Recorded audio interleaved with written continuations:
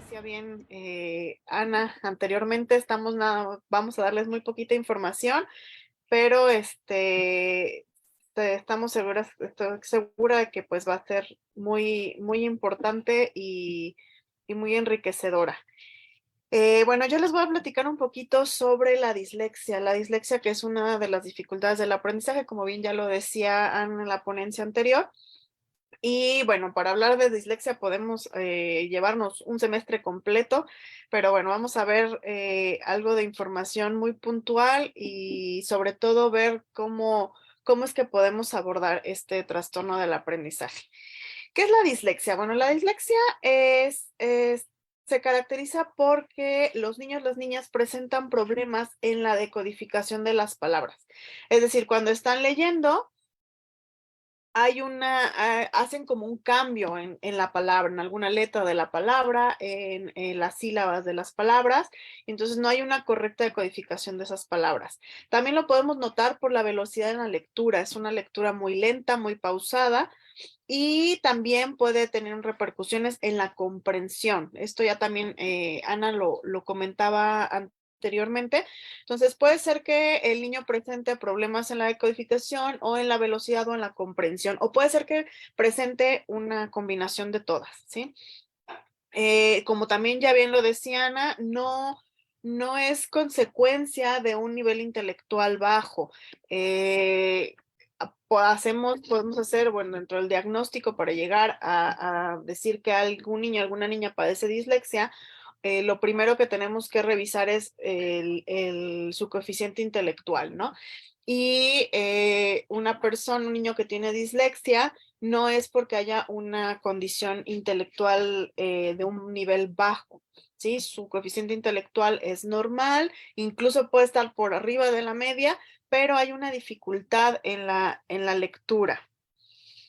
Eh, se, cuando hablamos de una dislexia, que ya vamos a dar el diagnóstico de dislexia, eh, por lo general, o se presenta cuando el niño tiene una inteligencia normal, como ya bien te lo decía, cuando hay una escolarización adecuada, el que el niño no esté experimentando la lectura de manera constante, puede ser una dificultad en la lectura, pero no necesariamente una dislexia.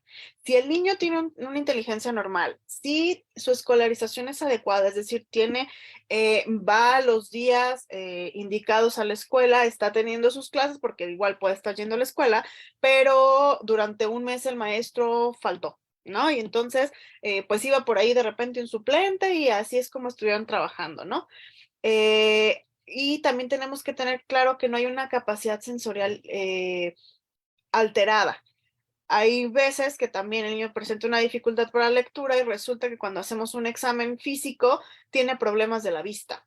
Entonces, no es que el niño no sepa leer, lo que pasa es que el niño no ve adecuadamente y por eso está modificando las palabras o no está logrando la lectura adecuada. Entonces, si el niño, a pesar de tener una inteligencia normal, de tener una escolarización adecuada y de tener todas sus capacidades sensoriales intactas, no está llevando a cabo una buena lectura, entonces sí podríamos presumir que es una dislexia.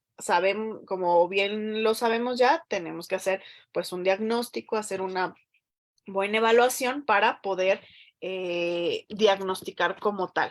Hay también que recordar que los trastornos del neurodesarrollo en la mayoría no se presentan de manera aislada.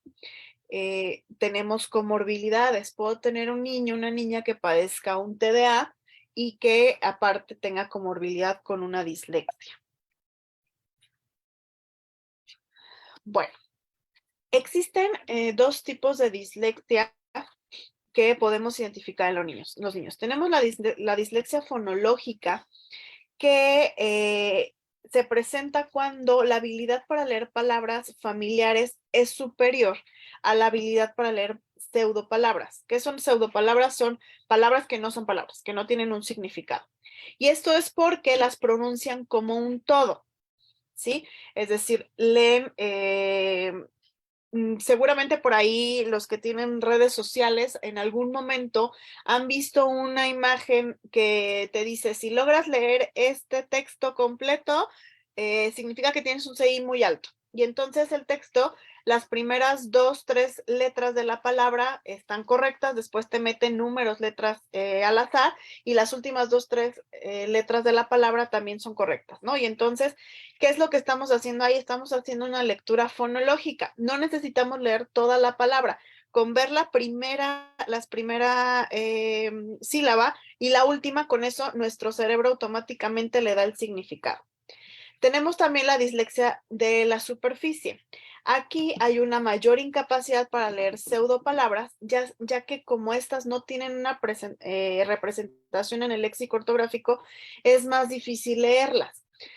Y cuando el niño aprende a leer, hacemos esta relación grafema-fonema. Entonces, el niño empieza a leer en base al grafo, o sea, la letra que está viendo, con el sonido que sabe que tiene esta letra. Como bien lo decía Ana, muchas veces hay problemas en la lectura precisamente porque el niño no alcanza a hacer esta conversión, no alcanza a tener muy claro que esta letra que tengo aquí suena D, ¿sí? Entonces ahí es donde también se puede encontrar la dificultad. ¿Cómo puedo saber yo si un niño o una niña padece o puedo sospechar que un niño o una niña padezca dislexia? Hay ciertos indicadores que nos pueden ayudar a detectar esto. También, como bien lo decían y lo quiero recalcar, este tipo de trastorno no lo podemos detectar antes de que el niño ya esté en la edad escolar, es decir, cuando empiezan a aprender a leer y a escribir. Un niño de jardín de niños, el kinder, no puedo decir que padece una dislexia, porque todavía no está en el proceso de aprendizaje de la lectura. Entre los 6 y 7 años es cuando podemos ya hacer un diagnóstico, presumir que el niño o la niña padece dislexia. Otro punto importante y que hay que resaltarlo es muchos de los niños que pasaron su primer año de primaria, incluso el segundo año de primaria, de manera virtual a consecuencia de la pandemia, están teniendo problemas en la lectura, en la escritura, en las matemáticas.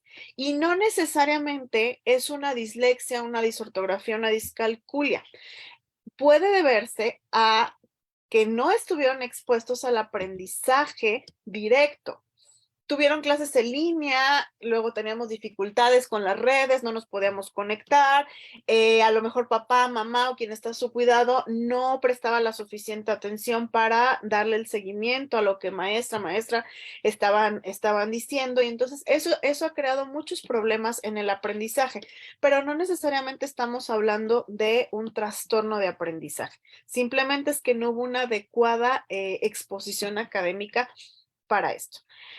Bueno, ¿qué indicadores son los que puedo yo tomar como foquitos rojos para un posible diagnóstico de dislexia? Cuando hay un discreto retraso en la adquisición del lenguaje, ¿sí? También sabemos que el lenguaje tiene ciertas etapas, que tenemos que ir aprendiendo ciertas partes del lenguaje como tal, aprendemos los sonidos, luego aprendemos a juntar los sonidos, después aprendemos a darle significado a los sonidos, etcétera, etcétera, los vamos dando orden para poder adquirir el lenguaje. Entonces, si vemos que hay un pequeño retraso en la adquisición del lenguaje, no necesariamente es una dislexia, pero es un foco por ahí de atención para eso. Cuando hay fallas articulatorias, cuando el niño tiene problemas en articular sonidos, articular palabras, ¿sí? También es importante recalcar y que no se nos olvide que para nosotros poder emitir los sonidos, poder hablar, necesitamos tener nuestro aparato fonoarticulatorio, o sea, todo lo que nosotros necesitamos, todos los músculos, todo aquello que vamos a ocupar para lograr hacer el movimiento y poder hablar, tiene también un proceso de desarrollo, ¿sí? Entonces, sí puede ser que un niño a los 5 o 6 años todavía no logre pronunciar adecuadamente ciertas palabras y no necesariamente es un problema del lenguaje y no necesariamente va a ser una dislexia, simplemente es que no se ha terminado de consolidar, de madurar esa parte que se necesita. Cuando hay dificultad para aprender nombre de letras y colores, ya lo decía Ana, esa puede ser también un foco de atención, ¿sí? Que ya está en edad de que el niño ya se sepa todos los nombres de las letras, incluso de los colores, y todavía no logre consolidar ese aprendizaje, ese puede ser un foco rojo para una dislexia. Cuando hay una dificultad en la secuenciación de sílabas, primero nos enseñan que pues esta es una letra y que suena D, ¿no? O que la letra D, dependiendo del método que estén utilizando para enseñarnos a leer y escribir. Y entonces después me dicen que si a esta D yo le pongo una I, suena di. Y si le pongo una A, suena da, de, etcétera, etcétera. Pero que después yo puedo combinar son estas dos letras con otras dos, tres, y entonces voy a ir formando palabras. ¿Sí?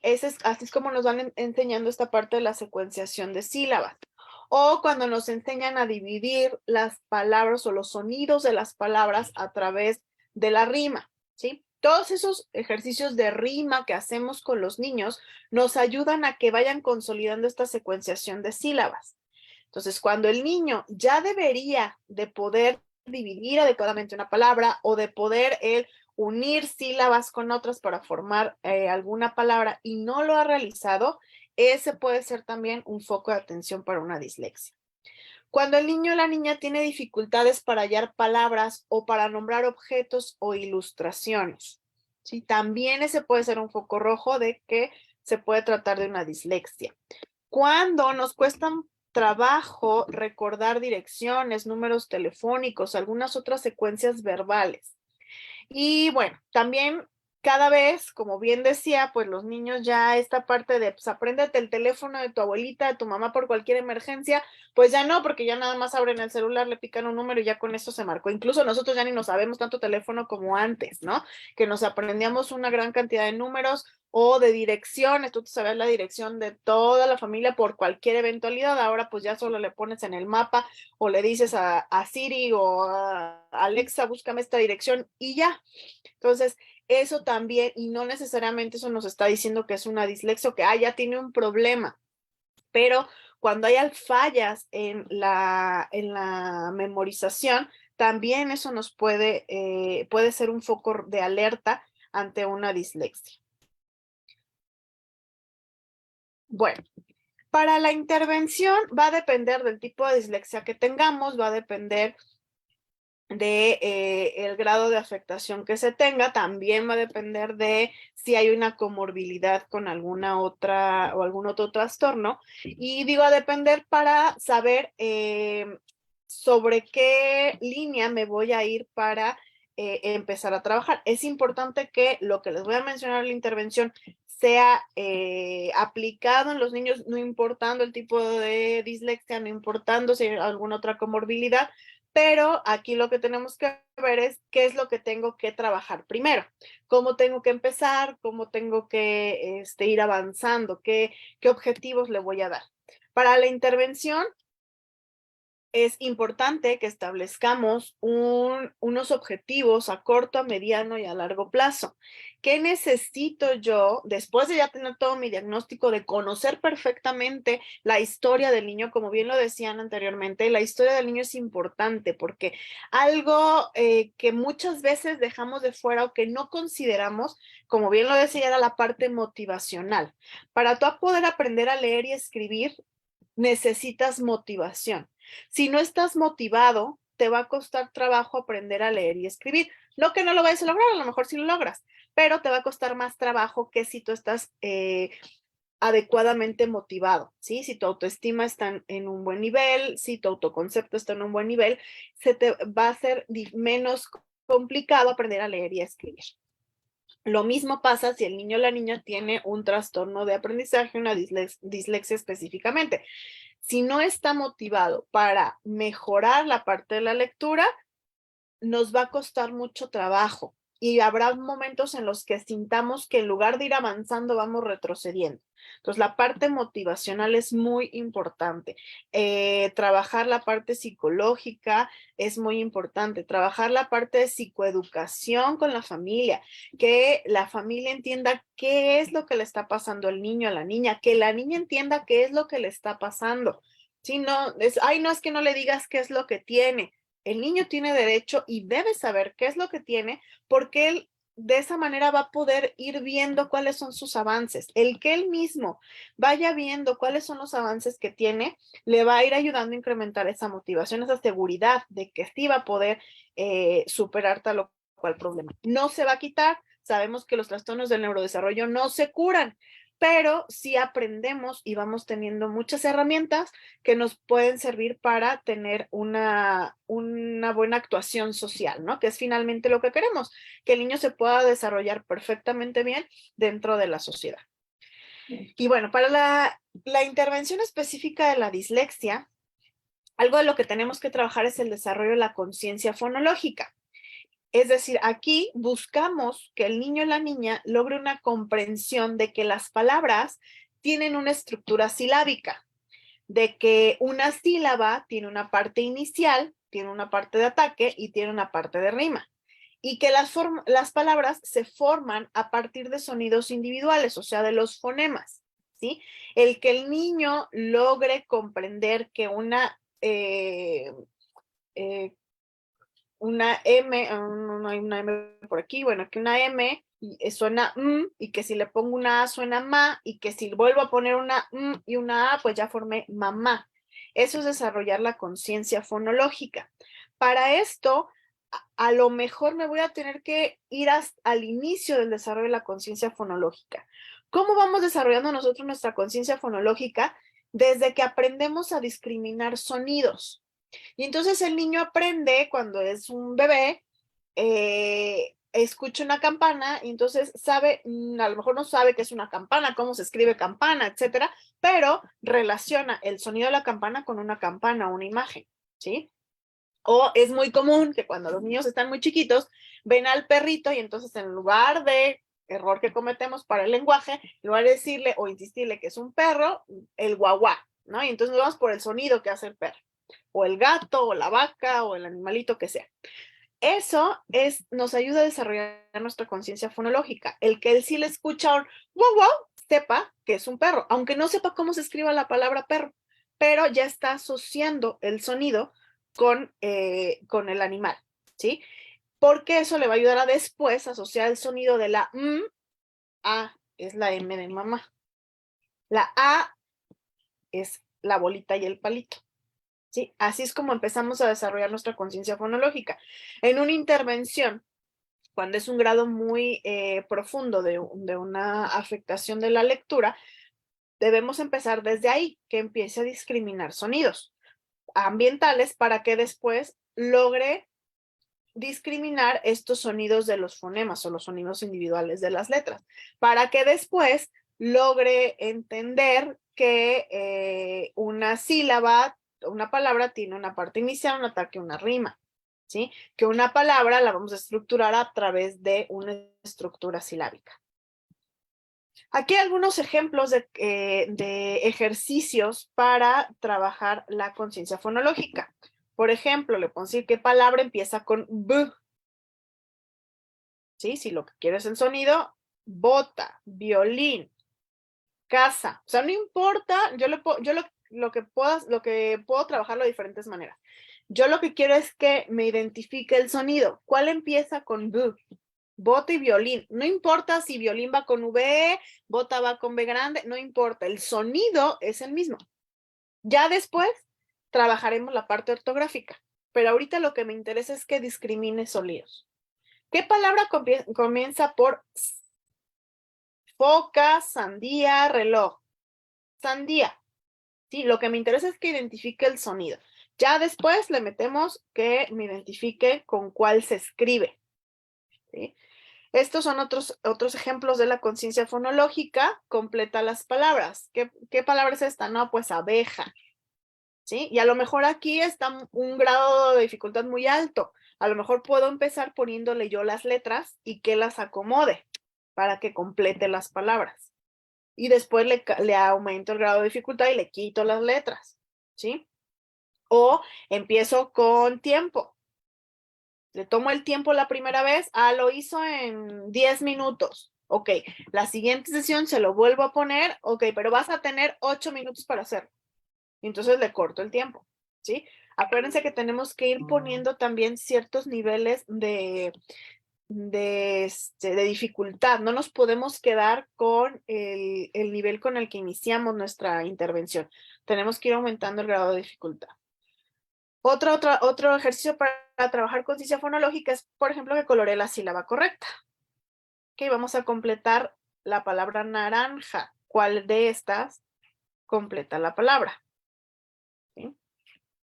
Y aquí, como siempre les he dicho, aquí ya es la imaginación. A lo mejor habrá quien les recorte todas las sílabas y entonces que las vaya pegando, no sé, irle buscando la manera en que el niño lo vea como un juego, que no vea el ir a terapia como que, ay, voy a la escuela otra vez a que me enseñen a leer y escribir, otra vez otra maestra.